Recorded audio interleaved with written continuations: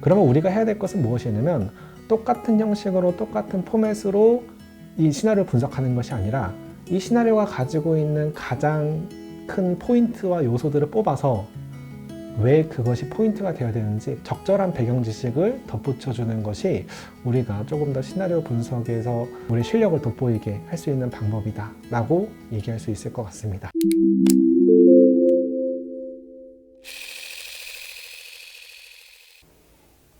여러분 안녕하세요. 영화를 통해 세상을 이해하고 자신을 찾도록 도와주는 우디쌤의 영화 입시 우디쌤입니다. 오늘은 서경대 차례입니다.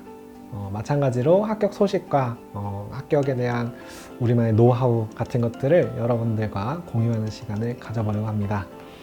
늘 하는 첫 번째 순간이죠. 합격증 증명 시간입니다. 5명의 학생이 최초 합격을 하게 되었고요. 그 다음에 2명의 학생은 예비 2번과 4번을 받았는데 오늘 기준으로 친구들 중에 4학생은 다른 대학도 같이 붙어서 다른 대학교로 가기로 했기 때문에 예비번호 2번, 4번을 받은 학생들도 모두 합격이라는 것을 우리가 이미 예측을 하고 있는 상태입니다. 그래서 최종적으로는 7명의 학생이 우리 학원에서는 가게 되었다라고 소식을 전할 수 있게 되었습니다. 서경대 같은 경우에는 정시 때에는 모집 인원이 없고 수시 때만 30명의 학생들을 모집을 하게 됩니다. 입시의 방법으로는 첫 번째로는 시나리오 분석을 통해서 면접을 진행을 하게 되고요. 그 다음에 거기서 통과한 1차 학생들을 대상으로 로그라인을 쓰게 되는 시험을 보게 됩니다. 서경대 같은 경우에는 시나리오 분석하고 로그라인을 쓰는 거잖아요. 다시 말하면 이야기를 쓸 줄 아는 학생에 대한 관심이 굉장히 커 보인다라고 우리가 인상을 받을 수가 있을 것 같아요. 그렇다고 한다면 이야기를 쓰는데 필요한 실력은 무엇일까요? 혹은 시나리오 분석을 가지고 어떻게 이 학생이 가지고 있는 이야기적 역량을 점검할 수 있을까요? 사실 생각보다 방법은 간단합니다. 시나리오 분석이잖아요. 그렇다고 한다면 여기서 분석이다 라는 말은 무엇일까요? 단순히 시나리오 안에 나오고 있는 이 캐릭터들이 어떤 캐릭터일 것 같은지 혹은 이 상황이 어떤 상황일 것 같은지를 분석하는 것이 과연 시나리오 분석일까요? 꼭 그렇진 않을 거예요. 왜냐하면 그 정도는 영화를 배우지 않은 학생들도 다 얘기할 수 있거든요. 제 친구들에게 시나리오를 갖다 줘도 얘가 어떤 캐릭터인 것 같아, 지금 무슨 상황인 것 같아, 얘가 왜 힘들어하고 있는 것 같아 라는 것들 정도는 다 유추할 수가 있거든요. 왜냐면 우리가 영화를 보면서 다 이해하잖아요. 그렇다고 한다면 분석이라는 것은 무엇이냐 라고 한다면 연출자가 이 장면이 영화에서 왜 꼭 필요한지에 대해서 생각해보는 과정이다 라고 얘기해 볼 수 있을 텐데요. 그 말이 무슨 말이냐 라고 하면 예를 들면 이렇게 생각해 볼 수 있을 것 같아요. 제일 좋아하는 장면 하나를 떠올려 보자면 이와이 슌지 감독의 러브레터 속의 한 장면이 떠오르는데요. 영화의 후반부에 여주인공이 눈 덮인 설산을 향해서 오겐키 데스까 와타시와 겐키 데스 이렇게 외치잖아요. 그럼 그 장면이 왜 좋은가 라고 생각을 해보면 단순히 설산을 향해서 여주인공이 그 무언가를 외치기 때문이 아니라 이 이야기는 죽은 남자친구를 그리워하면서 잊지 못하고 있던 여주인공이 그 남자친구에 대한 감정을 정리해가는 과정의 이야기인데 그 중에서 남자친구가 묻혀있는 설산을 향해서 소리를 외치는 장면이 여주인공의 마음이 이제 정리되었음을 표현하는 이미지이기 때문에 그 장면이 좋다 이렇게 얘기할 수 있을 거잖아요. 자, 그렇다고 한다면 어떤 장면이 의미를 갖는 것은 단순히 그 장면이 여주인공이 설산 앞에서 무언가를 외치고 있는 그 이미지 때문이 아니라 이 이야기가 여주인공이 죽은 남자친구를 잊어가는 과정의 이야기이기 때문에 그 장면이 의미가 생기게 되는 거죠. 어떤 장면의 가치를 갖기 위해선 당연히 이 이야기가 어떤 이야기여야 된다라는 전제가 필요하게 되는 것이죠. 또 있어요. 그러면 그 장면을 어떻게 연출할까에 대한 관점을 생각해 본다면 이것을 롱쇼트로 찍어야 될지 혹은 핸드헬드로 찍어야 될지 혹은 타이트하게 여주인공의 감정을 담아야 될지 그런 것들을 고민할 때에도 그럼 기준이 무엇이 돼야 될까에 대해서 내가 이것을 동양적인 영화, 동양의 스타일로 찍을 것인지 혹은 할리우드의 스타일로 찍을 것인지 혹은 누벨바그의 스타일로 찍을 것인지에 따라서 내가 연출해야 되는 방법과 포인트가 달라져야 될 것이잖아요. 또 있습니다. 장르에 관한 관점을 생각해 볼 수도 있겠죠. 이 영화를 내가 멜로로 바라볼 것인지 혹은 로드무비로 바라볼 것인지에 대해서 똑같은 이미지라고 할지라도 이 이미지를 연출해야 되거나 이 이미지에서 느껴지는 감정들이 더 다르게 느껴질 거예요. 우리가 어떤 이미지를 분석한다라고 하는 것은 단순히 그 장면 안에 있는 요소들만 놓고 그 요소들이 어떤 의미인지를 해석하는 것이 아니라 이 장면이 재밌기 위해서 필요한 주변의 배경 설정들이 있습니다. 나는 그것들을 어떤 관점에서 바라볼 것이고 내가 설정한 것이 무엇이다 라는 것 전제하에 이 장면이 어떤 가치를 가지고 있는지를 설명해 주는 것이 당연히 연출자가 해야 되는 장면 분석의 기초 원리가 될 것이거든요. 물론 이것 말고도 디테일이 많지만 여러분들이 생각해 봐야 되는 것들은 무엇이냐면 시나리오를 분석한다는 건 단순히 캐릭터의 성격과 상황 그리고 앞으로의 이야기만을 분석하는 것은 아니다. 마찬가지로 배경 지식을 활용하여서 우리가 이 시나리오를 분석해 나가는 것이 당연히 우리가 해야 되는 역할이자 의무이다. 이렇게 생각해 볼 수 있겠죠. 그렇기 때문에 이 학생이 시나리오를 통해서 얼마나 많은 것들을 상상하고 반을 수 있는가. 그 상상이라는 것이 단순히 상상이 아니라 정말 우리가 영화를 찍는데 필요한 합당한 배경 지식들을 끌어올 수 있는가를 통해서 이 학생이 가지고 있는 작가적 역량을 확인할 수 있는 시험이다 라고 얘기해 볼 수 있겠죠. 자, 그럼 우리 학생들이 실제로 어떤 식으로 풀고 왔는지를 조금 공유를 해드리자면, 제가 그래서 이 시나리오를 사운드 연출을 해보자면 두 사람의 대화 소리가 더욱 안 들리도록 먹먹하게 연출하겠습니다 라고 얘기했던 친구도 있었고요.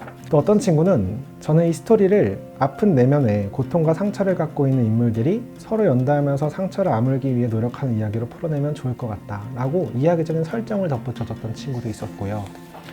또 어떤 친구는 이 시나리오에서 유양의 아름다움을 강조하고 제니를 초라하게 보여주면 이 영화 진짜 대박날 것 같았어요 라고 캐릭터적으로 어떤 관점에서 풀어가야 될지를 제시해준 학생도 있었습니다. 또 어떤 친구는요, 이 시나리오가 장르가 그냥 음악계를 보여주는 드라마 장르인가 하고 봤는데 다시 보니 완전 음악계를 풍자하는 블랙 코미디더라고요 라고 하면서 장르적 관점을 덧붙여서 얘기해준 친구도 있었고요. 이후에는 선생님과 잘 돼가긴 하지만 여러 복잡한 상황, 그리고 특히 강혜를 생각해 할 수 있지만 연애는 하지 않고 강혜와 진정한 가족이 되며 끝날 것 같다고 생각했습니다 라고 가족 멜로의 관점에서 혹은 이 이야기의 결말을 덧붙여서 이 장면을 봤을 때 어떤 식의 의미가 나게 되는지를 해석해준 친구도 있었습니다. 또 어떤 친구는 저는 좀 웃겼던 게 남자가 말이 진짜 많아요. 여자는 남자가 하는 이야기는 하나도 듣질 않잖아요. 둘의 상반된 캐릭터가 그 목표에 도달하는데 매우 어렵게 작용할 것이라고 생각했습니다 하면서 이 캐릭터들 간의 대비를 강조하면서 이 장면을 풀어나가면 어떻게 더 효과적인 장면이 될 수 있는지에 대해서 본인의 의견을 얘기해준 친구들도 있었습니다. 자, 이런 식으로 모든 학생들이 똑같은 포맷을 가지고 풀지 않았다라는 것을 여러분들께 꼭 강조를 드리고 싶어요. 왜냐하면 우리에게 주어지는 시나리오가 다 다르잖아요.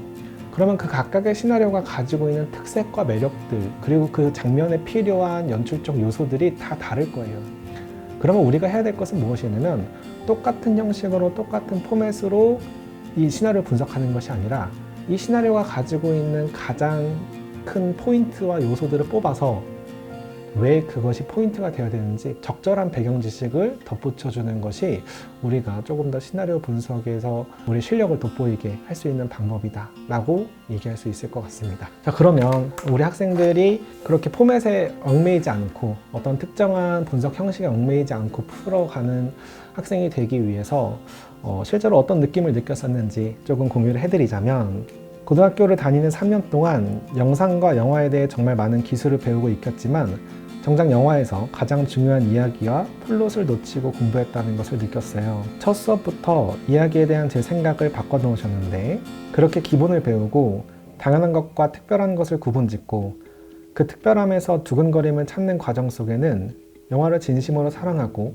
학생들 또한 그러기를 바라는 선생님의 마음이 고스란히 담겨져 있었던 것 같았어요. 면접 전날에 불안에 떠는 저에게 언제나 필승법을 알려주셨어요.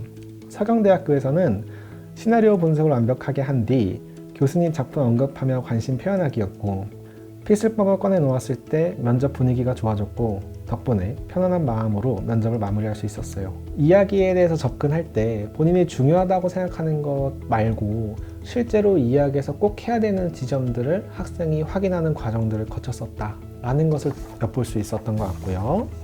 또 다른 친구 같은 경우에는 특히 글쓰기 같은 경우는 이론이 쉽지만 이론대로 글을 쓰면 글이 뻔하다는 오만한 생각을 가지고 있었습니다. 그래서 항상 감각에 기대어 글을 쓰다 보니 저의 글은 기복이 심했고, 그러다 보니 글을 쓸 때면 항상 너무 긴장되어 나중에는 시간 안에 글을 완성하지 못할 정도로 글을 쓰는 것이 두려웠습니다. 그러나 수업을 듣고 최소한 어떤 형태를 띄어야 스토리인지를 깨닫게 되는 그 순간은 정말이지 너무나 경이로웠습니다.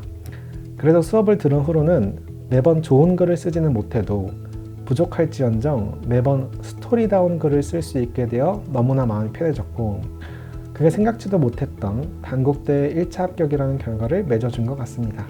이 친구는 단국대에도 같이 이제 시험을 봤었고 1차 합격도 했었던 친구라서 같이 쓰여 있는데, 마찬가지로 이야기에 대해서 접근을 할 때 꼭 본인이 생각하고 있는 작은 포인트가 아니라 정말 이야기가 스토리답게 갖춰지기 위해서 필요한 것들을 고민했던 그 과정들을 엿볼 수 있어서 마찬가지로 좋고 대견한 것 같고요. 또 다른 학생은 내가 진짜로 영화를 좋아하는 게 맞나? 라는 생각을 할 틈도 없이 흥미로운 수업들을 보따리채 가져와 하나하나 이야기처럼 들려주셨어요. 이때는 직접적으로 영화를 배우는 수업보다는 병아리 맞춤 수업으로 영화 주변을 천천히 둘러보았어요. 연극부였던 저의 50분짜리 극본을 오디센과 대본 리딩을 한 적도 있어요. 그때는 이런 것들이 영화 입시에 도움이 되는 건가? 라는 생각을 했는데 3학년 때 본격적으로 입시를 준비하면서 알게 모르게 2학년 때 했던 것들이 참 많은 도움이 되었어요. 아, 그때 이래서 선생님이 이런 말씀을 하셨구나 하며 이마를 치는 날이 정말 많았습니다. 이렇게 주입식 교육이 아닌 진정 마음으로만 느낄 수 있는 수업들을 놓치고 싶지 않았고, 덕분에 먼 거리에서 낯선 친구들과 함께 듣는 수업이었음에도 학원으로 가는 발걸음은 항상 설렘으로 가득했어요. 라고 이 친구도 처음에는 대본을 읽고 그것에 대한 감정을 파악하는 것들, 이런 것들이 중요한가? 왜냐면 그냥 글을 쓰고 입시글을 맞춰서 쓰는 게 더 중요하지 않은가? 라는 고민을 가지고 있었는데 점점 알아가면서 사실 우리가 입시에서 보여주는 것보다도 그냥 이야기적으로 반드시 해야 되는 지점들이 있구나를 깨달아갔다라는 것에 이마를 쳤다라는 표현을 썼는데 그런 모습들이 굉장히 보기 좋은 것 같습니다.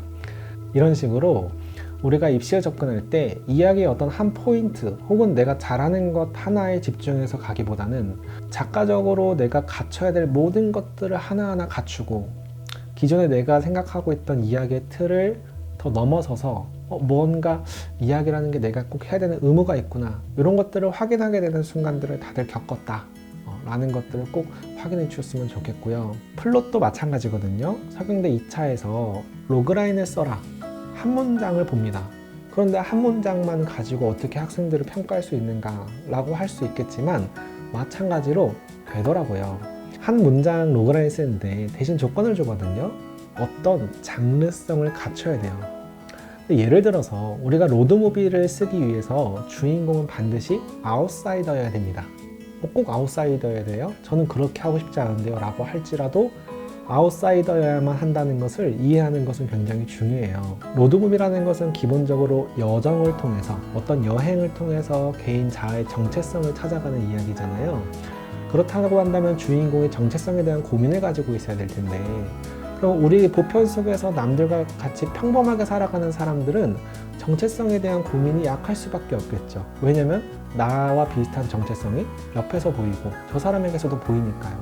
하지만 아웃사이더라고 한다면 꼭 그것이 왕따나 이런 사람들이 아니라 남들과 다르다고 생각하는 어떤 아웃사이더적인 지점을 가지고 있는 사람이라면 나의 정체성은 어디에 있는가를 궁금해할 것이고, 그러면 그것을 찾아서 여정을 떠나는 것이 굉장히 자연스러운 과정처럼 보여질 것이잖아요. 자, 이런 것처럼 하나의 로그라인을 쓰더라도 어떤 장르성이 주어지게 되면 그 장르에 필요한 것들이 무엇인지 정확히 아는지, 그리고 그런 요소들을 실제로 구현할 수 있는지를 보는 것은 너무나 쉽습니다. 교수님들의 입장에서요.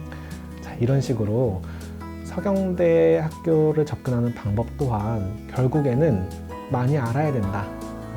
학과적 역량을 다 갖춰야 된다라고 거대한 담론처럼 이야기를 드렸는데요. 어쩔 수가 없는 것 같아요. 교수님들은 가장 가능성이 큰 학생을 뽑고 싶어 하잖아요.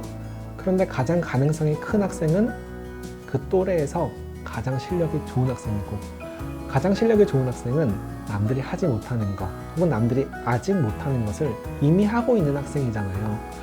그런 관점에서 내가 최소한으로 입시에 성공하려고 하지 말고 할 수 있는 만큼 최대한 해보자 라는 태도로 또 입시에 접근하셨으면 여러분들의 입시 과정이 훨씬 더 알찬 시간이 될 거라고 확신합니다. 오늘도 화이팅 하세요. 화이팅!